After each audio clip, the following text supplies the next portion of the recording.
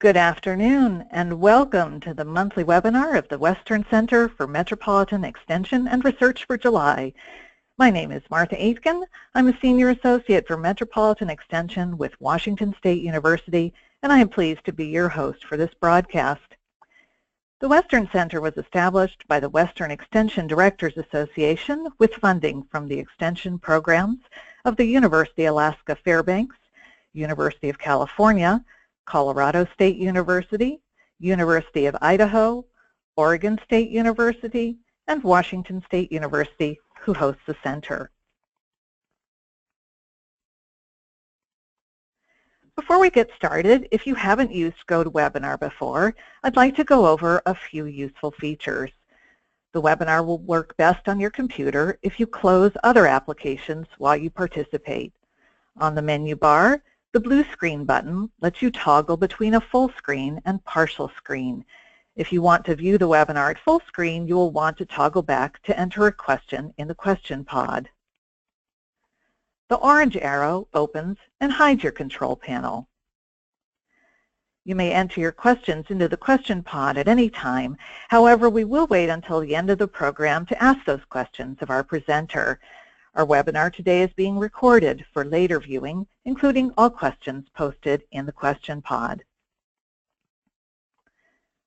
The Western Center was established to increase the internal capacity of extension programs to address metropolitan issues and to elevate the stature and value of cooperative extension to external metropolitan audiences.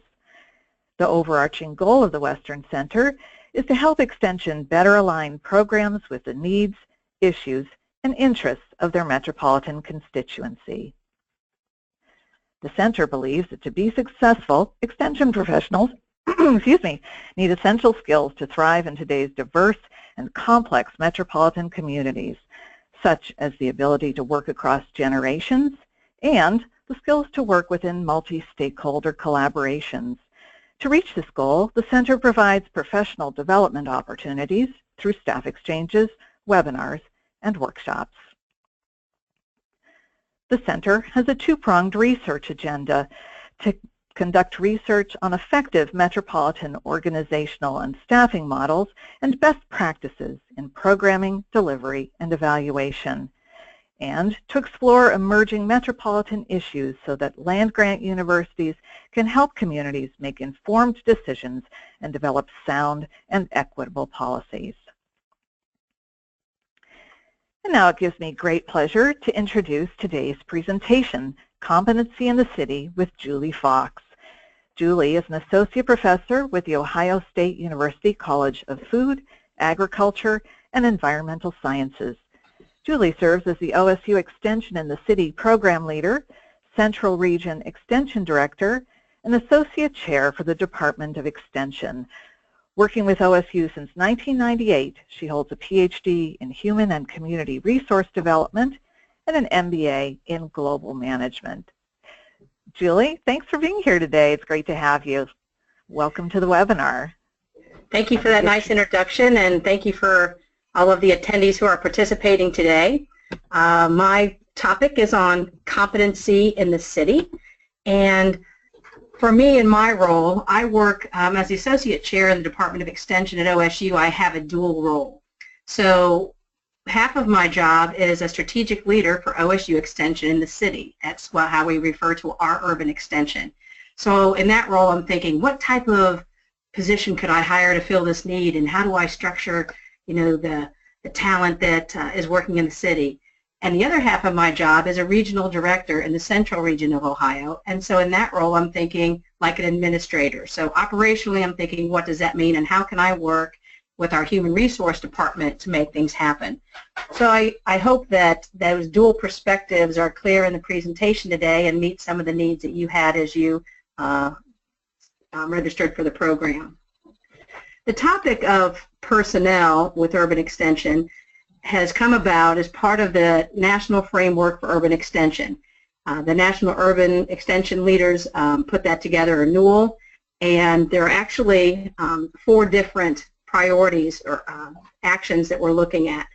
One is how we position urban extension, our programs, our personnel, and our partnerships. The focus today is on that personnel piece. So within this document, we look at how Extension attracts, develops, retains, structures competent individuals to serve urban communities. And so you look further into this framework document that we prepared in part for ECOP, the Extension Committee on Organization and Policy. And we begin to look at that strategic analysis within personnel. And one of the first bullets is similar core set of competencies. But at the same time, some of those competencies are intensified due to the variety of personnel working in the cities. For example, all Extension professionals work with partners. And so we might look at interpersonal relationships and the competencies within that. In an urban setting, the number of partnerships and the number of organizations that you work with, the size of those organizations are much larger in some cases, and the variety is there. So it's kind of intensified need, or at more of a mastery level, if you will. So that's just one example. So you look to further in this framework document and beyond that strategic analysis and into that call for action. So here we're looking at, okay, so what if we know about the different competencies? We really want to understand how can we develop professional development resources to address those unique needs, and also look at opportunities for regular and consistent communication among urban personnel. That's across city lines, across state lines, and throughout the national network. So that's just kind of a framework. Before I go into greater depth, I'm curious from your perspective, if you're comfortable using the chat box, we'd like you to add some comments here. What's different for Extension personnel working in the city? Based on your experience, your observations, your research, your imagination. And if you want, just type some different things into that chat box. If you're not comfortable sharing with others in that chat box, just write it down for yourself, because we'll come back to this at the end. So this is where I'll be quiet for just a brief moment, because some people think better without people talking.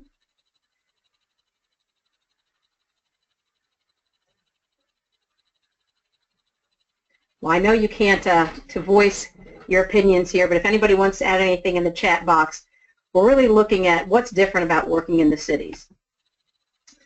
So we'll begin by what's unique about the city itself and that personnel connection. Who's working in or influencing the work in the city, and then look at the competencies of individuals working in the city, identify those competencies. But it goes beyond really the individual competencies, and look at team processes and competencies and organizational competencies. And we also want to do more than identify them. We really want to look at, once we identify them, how can we develop, assess, recognize, reward people for those competencies. And at the end, we'll look at, so what? How can you integrate some of these findings into your work? So what's unique about cities? The demographics, the diversity we have, as well as the number of people that we're serving. So the implication or impact for personnel, we really want them to reflect the constituency that they serve. So in many cases, in the region that I serve, in 9 counties, in some of those counties, they might have 1 or 2 different or diverse groups of people that they're working with. In the larger cities where I work, there's a greater number of people as well as types of diversity. And we want them to reflect the people of that community. Cities are also very complex. The number of municipalities, some of the issues that they're addressing with population density. So what does that mean for our personnel? How can we retain them in this competitive environment? So one of the challenges we have in human resources, we hire great talent, we develop great talent, but how can we retain them if our personnel system isn't structured in a way that we can continue to promote them, recognize. Also about our cities, it's a critical factor that the cities are not isolated, suburban, rural, interdependency of what's going on. So some of the leaders and educators and people that we're working with in the city, it's important that they're connected, that they understand the dynamic there, so that we don't create a we-they in the work that we do in Extension. Because people work in one place, they live in another, they might play in another part. And as people move throughout our states and throughout our countryside, that's important that we have those connected personnel. The other thing is that just percent of personnel per capita. In Extension, The ratio of people working in the cities and serving that densely populated area is a different ratio than in some of our rural areas, as you know. So we're really looking at the number and types of human resources. So, it's a different structure than to say we're going to have these program personnel in every county. We're really looking at what kind of personnel we need to fit the solutions for the city. So let's begin by looking at who's working in or influencing the work in the cities. I think it's important that we start here so we recognize that there are different types of positions. Sometimes we talk about different positions as if everybody needs the same competency. But we have administrators, and in some cases our largest counties have a county extension director that does not have any program responsibilities, but is exclusively that county extension director. We see that increasing across the United States. We have regional directors involved with urban extension, as well as, in some cases, state directors working with urban extension. We have educators who are working on various programs, and really at the city level, at the large city level, they are leaders in the city as well. We have some additional program personnel. We hire program assistants, program coordinators, program directors, and they're really focused on our larger programs. And I know programs is a term and extension that we use pretty fluidly.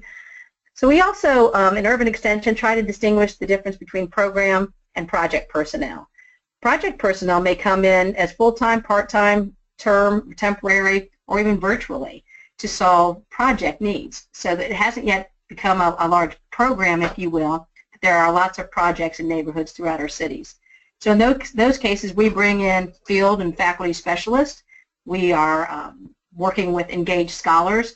At Ohio State, we actually have 15 different colleges on our campus, as well as some other urban serving universities throughout the state. And so we're working with faculty and students through work-study programs, internships, capstone projects, and other projects.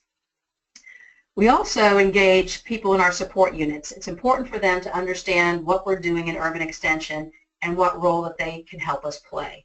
So we have some additional administrators, our professional development and evaluation team, our grants and contracts team, our human resource and business offices, and communications.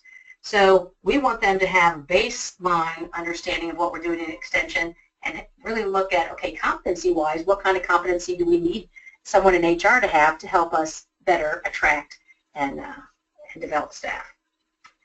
In the cities, we also bring on consultants, or what Rusty from Denver calls hot shots. And those are people who come in on a short-term project because of their expertise. And so for them, many of these project personnel, you're not going to invest a lot of time and money necessarily in developing their competencies, so you want to hire that competency ready to go and make sure that they have what we will be identifying as some of those core competencies. And then we also have volunteers. And not just in 4-H youth development, but in a number of our other programs like our Master Gardeners, which is a little bit different in the city, and looking at the competencies of those volunteers. For me, this entire slide represents human resources. And sometimes we just think of administrators and educators or even program personnel. But we really, I think, can benefit by looking creatively when we have a need for a project or a program or other solution in a community. What's the right or best resource that you want to bring in, and what does that mean for their competencies as well as some other things. So I've used this word competency. I've probably already said it, I don't know, a dozen times. So what does that really mean as we look at starting with urban or competencies as part of this conversation of attracting, developing, and retaining great talent in the cities? So competency is a set of observable performance dimensions. Observable is an important factor there.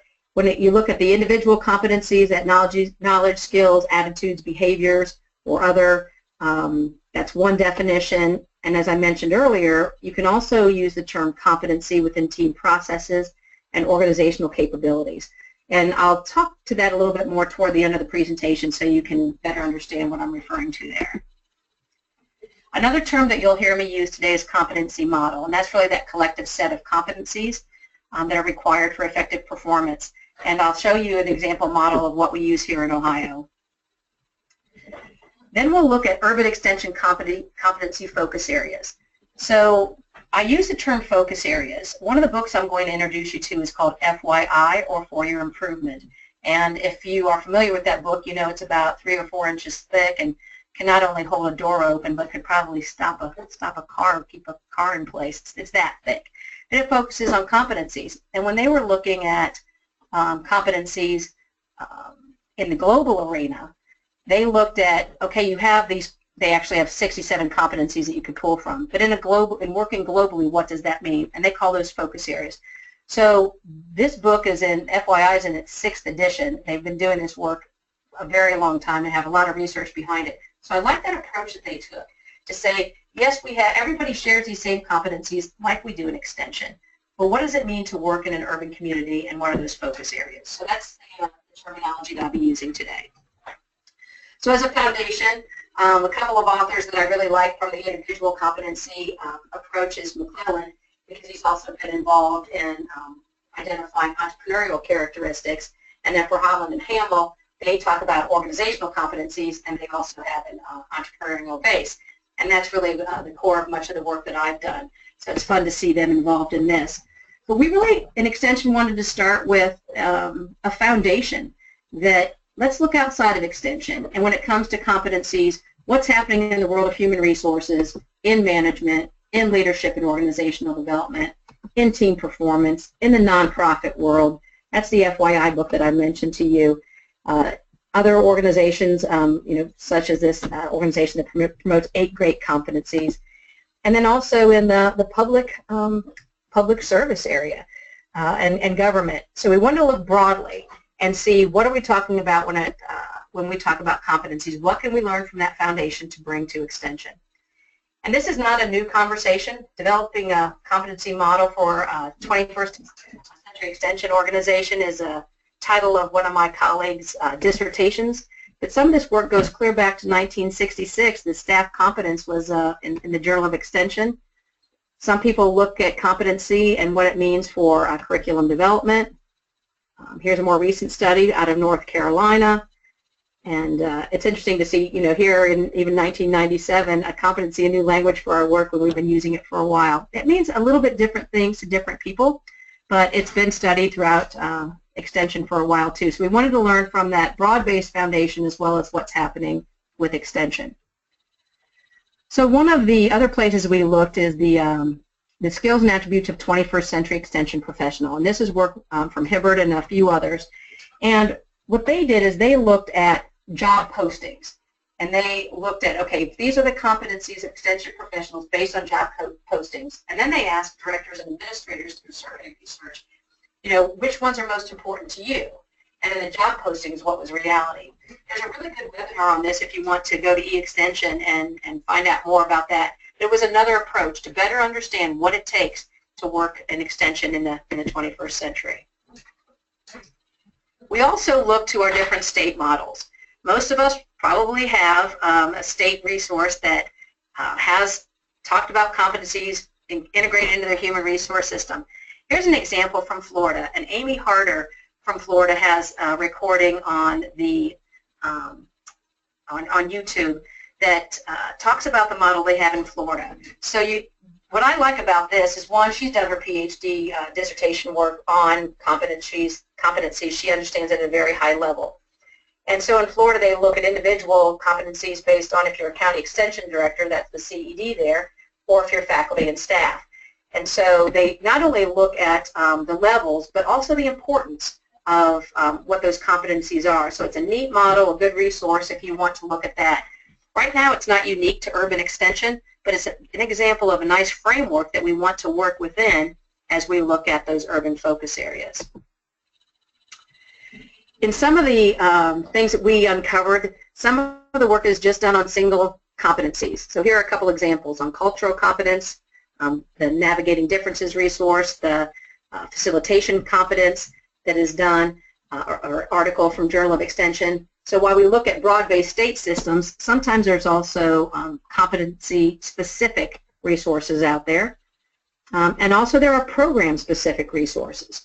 So the 4-H model, Professional Research, Knowledge, and Competency Model, has been out there since 2004.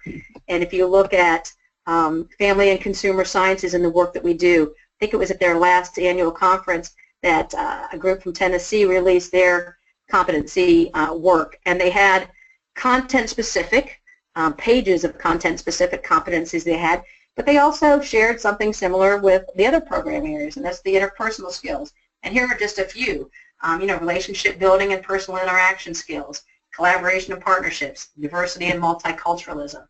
And as we look across these different program areas, we really wanted to identify what do some of the program areas have in common when they talk about competencies. Here's an example from community development, and they built theirs on the foundations of practice. And then from food and agriculture, here's an international one. This is actually a very lengthy resource on what every extension worker should know, their core competency handbook.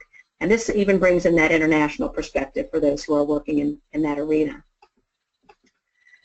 So as we look further, sometimes there are position-specific competencies. For example, as we talked earlier about the different types of positions in extension, administrators, there are management and leadership competencies. With project personnel, it will be a little bit different. With volunteers, it will be a little bit different based on their positions. So we took all of this, or we're taking this, and then we're in the process of looking at, okay, what do they have in common? So you'll see here in the first column, personal competencies, interpersonal competencies, the business of what we call the business of extension, and perhaps areas of expertise or other.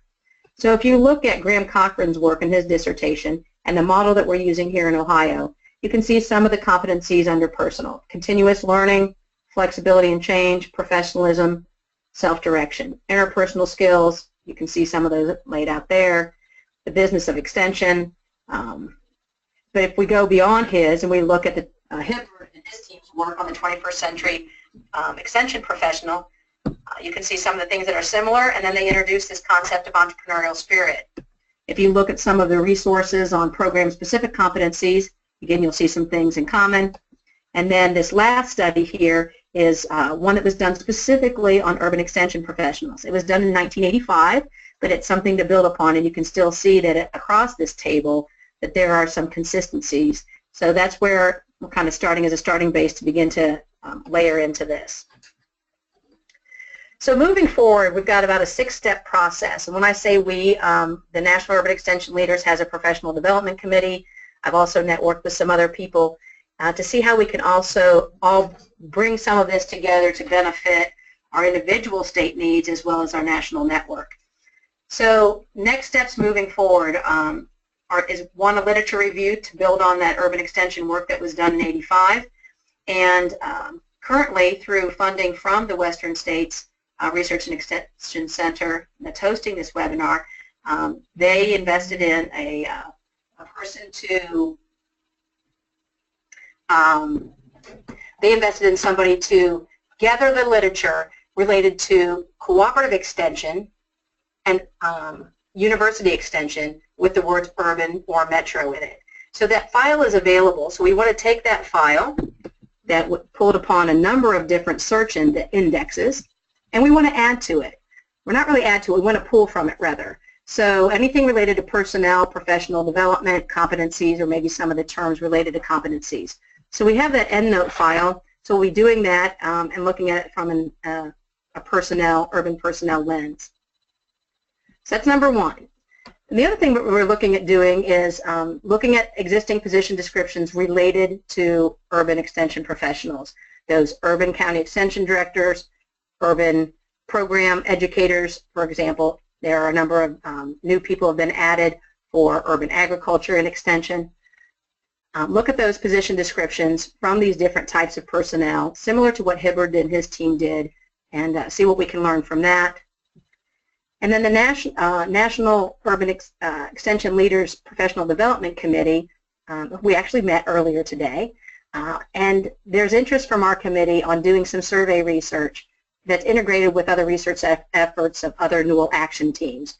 But what we're looking at is a better understanding for universities with existing urban extension programs, what are they doing and what can we learn about how they recruit, hire, onboard, professional development practices, and their personnel and positions in their funding models. So that's another project that's currently under discussion. And then one that's emerging right now is what's called a competency-based framework development, or CFD, and that's with eXtension and EduWorks. And it's kind of built on the DACUM, if anybody's familiar with that process of developing a curriculum.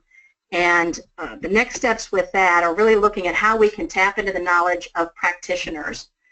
Then we'll have a systematic process facilitated online that's even more efficient and doable than a full DACUM if you've ever been involved in one of those. And based on a combination of skill identification and what that can mean for instructional design. So as we look at that model, it's looking at those competencies as those skills, but it's also related to that knowledge. And then also, if you blow out the whole model, if you look at the whole model, that ability, how that ability can be demonstrated and measured. So this is a whole model of what we'll be developing through that competency-based framework development process. We decided to begin with the County Extension Director role instead of every single one of the positions I mentioned earlier. And we have a follow-up meeting with them in a few weeks, and we'll be moving that forward.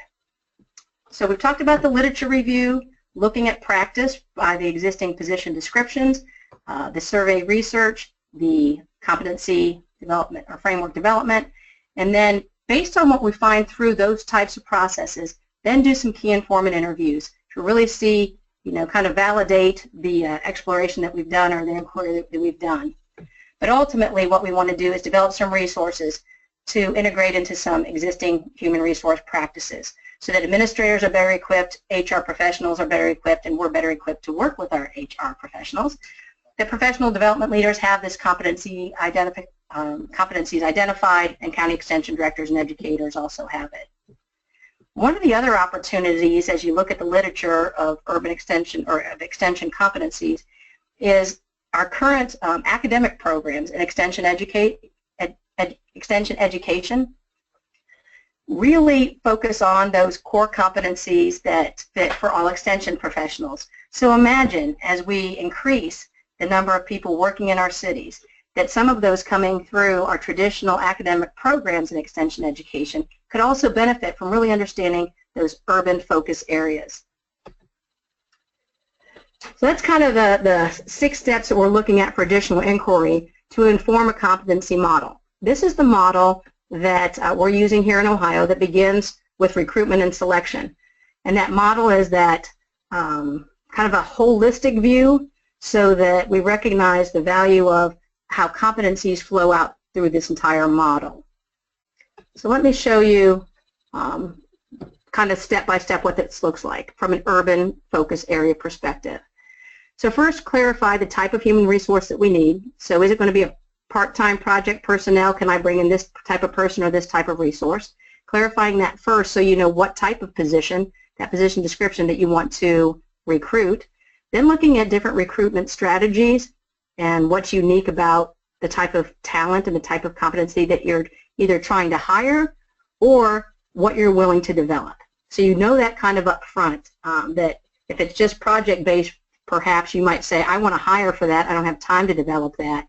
And if it's a long-term position that you want to invest in, you might think, okay, I'm going to hire for this competence, but I'm willing to develop this one if the candidate doesn't have it. So that's step 1. And then that assessment type of position, and doing assessment once you hire somebody and considering what's the purpose of it. Is it formative? So you want to continue to help them with development? Is it end of project, end of year? What's really the purpose of the assessment? Is the feedback from self or others, internally or externally? And then what kind of tools do you need for assessment? And for us, looking at that competency framework development piece, that those observable abilities are something that we could build into that model. So then you go to the next part of the competency model with professional development. And you look at the type of position, again, begin with that, the level of investment that you're making in the individual or team, the stage of development that that person or team is in, so you might look at the competency level. Then look at professional development. Do we need to take unique approaches to learning methods for those working in the cities? And then what kind of tools for professional development leaders would help them understand not only the content, but also the unique context of those people learning in our cities.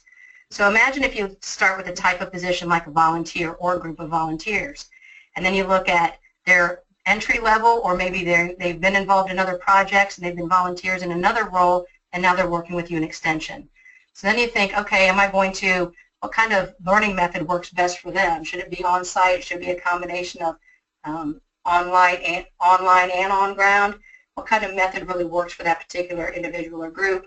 And then looking at, are there unique things for those professional development leaders to help prepare so that they're involved in that part of the process. And then continuing with that model, looking at performance management, again based on the type of position and the purpose of the performance management process. Reward compensation, how we recognize, reward, and retain extension professionals.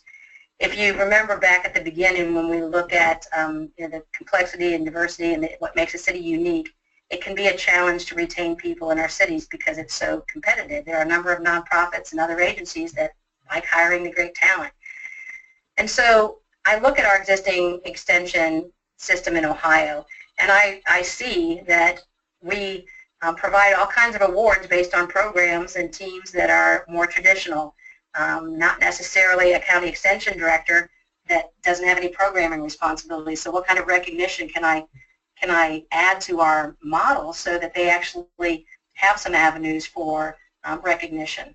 When it comes to reward, I hire them in at a certain level, and right now they might be hired at the highest level and not have opportunity for promotion or additional reward. And so it makes it harder for us to keep them in our system. So I think that's an important piece that we need to look at. And then the succession planning, because of the complexity and the need for connections, from my experience, it's important to look at that succession planning so that we have some continuity. Extension is about relationships in the rural, suburban, and urban areas. And so, the importance of those ongoing connections in those complex communities is critical. So that's the entire model, and as I said earlier, we're looking at focus areas within that competency model. So those are kind of all from an individual perspective, but as we look beyond the individual, this is something that I look at all of my counties now for, is not just having great individual performers, but really looking at team competencies as well. In the city, this is so critical because you have more staff, you have more personnel coming in and out for projects or working in neighborhoods throughout the entire county. So this idea of team competencies really gets to the process and flow.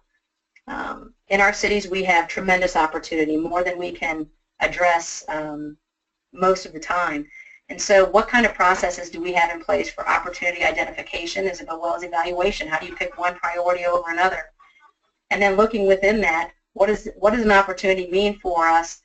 Is it a program or a project? What kind of personnel or other resources do we need? What kind of partnerships could we come into play in positioning? Those P's that we talked about in the National Framework Report at the very beginning. So for us in the professional development action team, really look at that personnel piece and see what does it mean? What can we look at when it comes to team competencies in an urban community? And then organizational competencies. So this is really that cross-company core competency that looks at, okay, what is our human resource structure? What's the competency model that we want to work within, and how does that work with the urban focus areas? So the idea of organizational competencies, team competencies, and individual competencies kind of go hand in hand. Right now, we're not addressing all those. We're really focusing on some of those, some of that early identification and seeing then how that will flow through the model. So we've looked at the beginning, your perspective on what's unique about extension in the cities based on demographics, complexity, the urban, suburban, rural interdependence, and the percent of personnel per capita. We've looked at the variety of professionals working in and influencing the work in cities. We've talked about competencies from the foundation of existing extension work that's done, as well as that done in public-private agencies, program-specific competencies, and some additional perspective there. And so what can you do to begin to be a part of this discussion and some of these things as they evolve, and also integrate those priorities into your work? So if you think back at the beginning of what's unique about the city and what needs to be done, again, some of this is not new. We've talked about extension competencies for a long time and really looked at the value of that. With the National Urban Extension Leaders Framework document, now we're really looking specifically at what that means for those working in and influencing work in urban communities. If you want to know more and want to follow the progress as this comes about, the Newell Professional Development Committee work can be found on our website there. The Western Center, it's a great resource. It's one of the priorities of what they want to do, as Martha mentioned at the beginning. And then some of the work that I'm doing with OSU Extension in the city, you can see some of the resources there, and you can kind of track things as they follow. But I wanted to leave plenty of time for comments and questions, since a lot of this is emerging work that we're doing. And if you wanted to be a part of the Newell Professional Development Committee, or if you wanted to work on one of those 6 projects that we were talking about from the E-Extension Competency Framework Development Project, or if you wanted to be involved in key informant interviews or the literature review or anything like that, be happy to hear from you. So open it up now for comments and questions.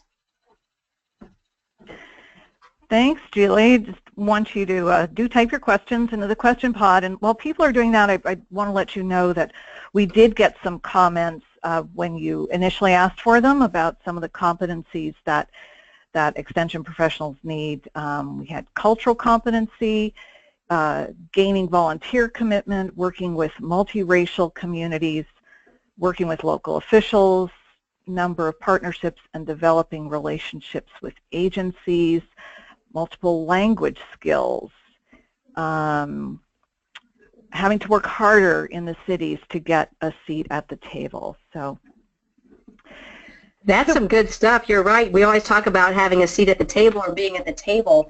And in the city, there are lots of tables. We sometimes joke that you would never have to eat a meal alone, and if you worked in extension in the city, because you're at breakfast meetings and lunch meetings and dinner meetings and events and receptions all the time. And so for us, we really try to look strategically what that looks like, because the number of people on staff in our cities is growing, and the opportunity and number of tables to be at is growing.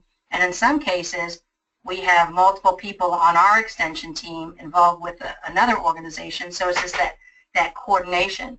And for some of the cities, like in one of our counties, it's based in Columbus, which is where the Columbus campus of OSU is, and that's a land grant as well as an urban serving university. So they have all that dynamic going on as well. It takes a lot of coordination when you talk about having a seat at the table and what that really means. But great, I'm glad some of those came in. I didn't see that, so thank you. We have a question here. Julie, would you be willing to share a full bibliography of the literature that you referenced in this presentation? Absolutely. Right now we have the full EndNote file, and so we haven't actually done the lit review, but as soon as that's done, then we'll share that file so that you can see, you know, if you had particular interest in one of those personnel topics, that you could pull from that. And then I know Martha in the Western States is going to post a recording of this webinar as well as the PDF of the document, I think. And so, Martha, if you want, I can work with you and we can continue to add resources there as you and your Western States group decides. Absolutely. We have another question. So when bringing in project personnel, do we know yet what basic competencies are needed and how we can assess or develop the core competencies? You know, we don't yet have that completely defined. I think it depends what type of hotshot you're bringing in. If it's, you know, based on their area of expertise. But one of the baseline things that we are looking at is that base understanding of what extension is. And we also pull kind of upon the outreach and engagement literature so that they understand the context of working in the city. We want to share with them, you know, resources from the Newell framework document and help them understand the scope of what they do, because when you bring in a hotshot, they represent the entire university. They represent our extension system. So we want them to have that basic understanding of kind of the context that they're working within, and then we also want them to have the context of what it means to work in the city. Sometimes we have a great expert who's been working in an urban and or rural and suburban area, but they're not yet comfortable working in the city. So we don't have the resource yet, but we recognize that they need to understand the context of working within extensions because of representing us as a land-grant university, and the context of working in the city and what that means. I hope that helps answer the question. I guess I'll ask again if you didn't. So here's another question, Julie. Are universities looking at different academic degree requirements for urban extension positions, so beyond the traditional agriculture and FCS degrees? Yes, for those positions that are hired more for community development, and sometimes even within 4-H, but specifically within community development, you get those, city and regional planning people, perhaps, or you get, people from public health if it's related to a project for healthy food systems or healthy people. So there are instances of that. We haven't looked at that specifically within the position descriptions, but on another project I've been doing some research recently to see if by just changing a little bit of what you put in a position description or in a job posting, how that can impact the pool of candidates that you get. So I think that for us in the city, we look more broadly. It's kind of a double-edged sword, though. When you do add all these different academic degrees, you get a very broad base of applicants, and so sifting through those and finding the candidates that are most qualified can be a challenge. The other thing that happens as you bring in people from in the city, more so in my other counties, at least from my experience, many are coming from outside of extension awareness or at extension experience. And so you almost have a cultural shift in that you have people who have been in extension for generations, on one end of the spectrum, and on the other, they're brand new trying to wrap their mind around what is this extension thing and what does that mean and how can we work together in this new reality of urban extension. And so in some cases you want the new people from other academic degrees to have a good understanding of extension and urban extension. In other cases I want my traditional people to understand the urban context of extension. So it's interesting as you bring in a more diverse group. Thanks, Julie. Another question here. With human resource professionals who require consistency and conformity with university HR policies and practices, how can we address the unique needs of urban extension professionals? Well, I'm trying to work closely with my human resource director so that they better understand kind of what I'm trying to achieve, and I can better understand our HR systems, especially with some of the federal regulations now with comp and class. So in working with them, I think they are getting a better idea of how much flexibility or where we have flexibility. I'm also working with them on what I call a decision tree. We mentioned all the different types of human resources that can be pulled in for projects. And in some cases, in my past experience has been, it could take me 20 hours to get through human resources when I just need a part-time, temporary project personnel. So we're looking at trying to create some efficiencies that will help us too. So I think as you look at working with your human resource professionals, try to see things from their perspective. Be patient enough to help them see from your perspective so that you can come up with some joint solutions and ideally more efficiencies. So Julie, another question. Is there a good onboarding model for urban staff that you can recommend? Well, it's something we're talking about on the Professional Development Committee as far as good onboarding models that are unique to urban extension professionals. Right now, I'm looking for unique onboarding, the best practice of onboarding models in any extension system, let alone urban. Again, for me, in my current practice, I try to look at what type of position it is. So if it's a county extension director that's new to extension, that onboarding process is a little bit different. And if I'm bringing in an experienced educator who's already worked in a similar type of position, or if I'm bringing in project personnel. So, when I started the conversation today looking at that type of position, I think we need to recognize that difference in onboarding so that we don't, we give them, you know, some level of consistency that they have the same onboarding that everybody else does in the university, and also that the unique needs of their position related to urban extension. But yeah, if anybody out there has one, please share. We have another question, Julie. Does Ohio do anything special to help those new staff with different backgrounds, excuse me, and who are often more racially and ethnically diverse group of people, and they feel like they may not fit with extension? This person's experience is that the staff can often feel like outsiders in the organization. Do you have a comment about that?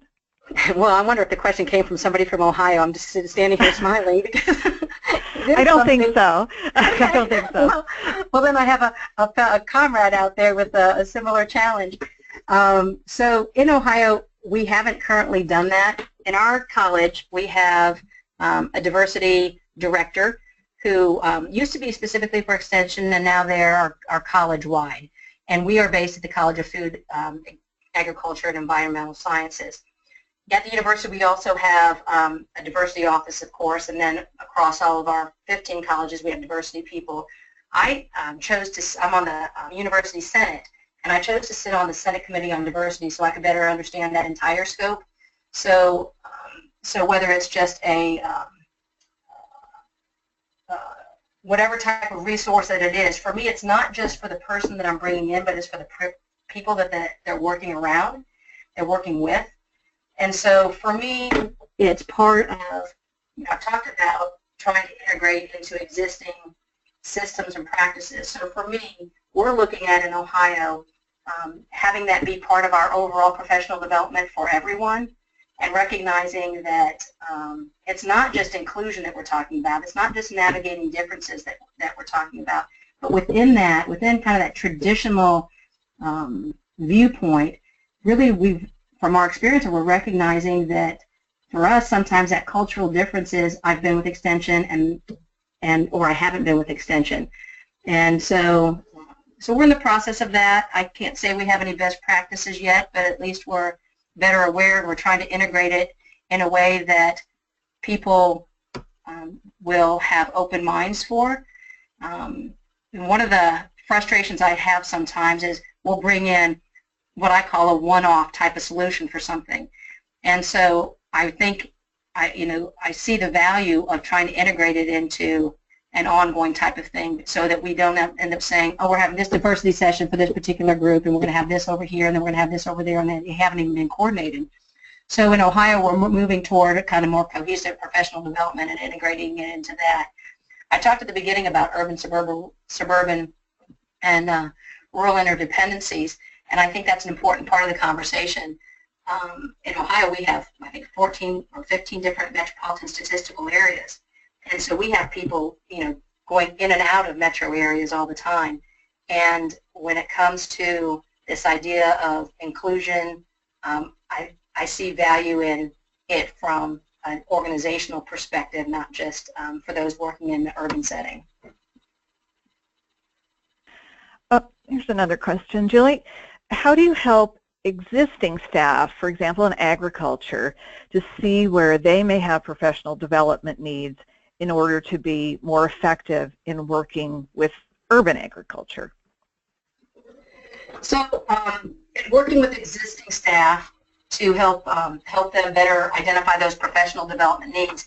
Again, it's kind of unique to what their individual level is. I think that's why within a competency model it's really important to assess current levels as well as level of importance, because as something increases in importance, you want a higher level of competency there. And so with those individuals or even groups of individuals that have similar needs, if it's multiple people, I try to connect them with others that have that competency so they can begin to see it, not just hear about it, and then see what resources are out there for them at the local, state, and national levels so that they can get the professional development needs addressed that they have. Again, I think we are blessed with a great national network. Our Joint Council of Extension Professionals, or JCEP, provides us good professional development opportunities as well as what we have within our states. And then within the, for those who have the opportunity to attend the National Urban Extension Conference, the next one is in Minneapolis, Minnesota area, May, I think 7th-ish, 7th, 11th of 2017. And those have been happening every other year, I think since the 1988 Big Cities Conferences. And so there's nothing like that peer learning if they have the opportunity to do it. So it begins with that kind of awareness, give them what I call a trial experience where they have can gain a little bit of confidence, and then they see the relevance, then gain the confidence, and then have that satisfaction. It's Keller's model of learning, so I usually kind of go back to that to help them improve their confidence and then satisfaction. And we've got time for one final question here. Can you share thoughts on evaluation tools extension administrators or directors can utilize in evaluating county agents' job-related competencies? Yeah, so most states have a tool that they use based on, what they want to assess, I guess, if you will. In Ohio, we have a very lengthy performance management tool. So as a regional director, I see that, we don't, in a mid-year review, we don't need 25 questions, so we're kind of revising some of the things that we're doing in Ohio. But I think for urban extension, the work that we're doing with e-extension and EduWorks is going to be critical, because if you really look at position description specific competencies, the knowledge they have to have, as well as the skills they can demonstrate and the abilities that are measurable. So, so right now, I think I would turn to your state resource to see what is being used and seeing if you wanted to have any urban focus area added to that, or kind of look at what we can learn through this competency framework development process, the extension. Thank you so much, Julie, and thank you all for participating in the webinar today, which was offered at no charge through the support of contributing members to the Western Center for Metropolitan Extension and Research. This webinar has been recorded and will be available next week on the Western Center website, metroextension.wsu.edu.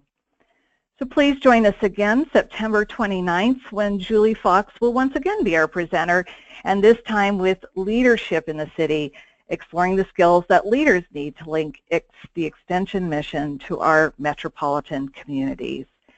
Go to the Western Center website, metroextension.wsu.edu, to register for the webinar and to join our mailing list. Once you exit this webinar, we will launch a brief survey so we can find out what you thought of the webinar today. So please take a moment to fill it out and make sure to tell us what you would like to learn in future webinars. That concludes our webinar for July 2016. On behalf of the Western Center for Metropolitan Extension and Research and our presenter, Julie Fox, I thank you for joining us. We'll be with you again in September. Have a wonderful summer and a great afternoon.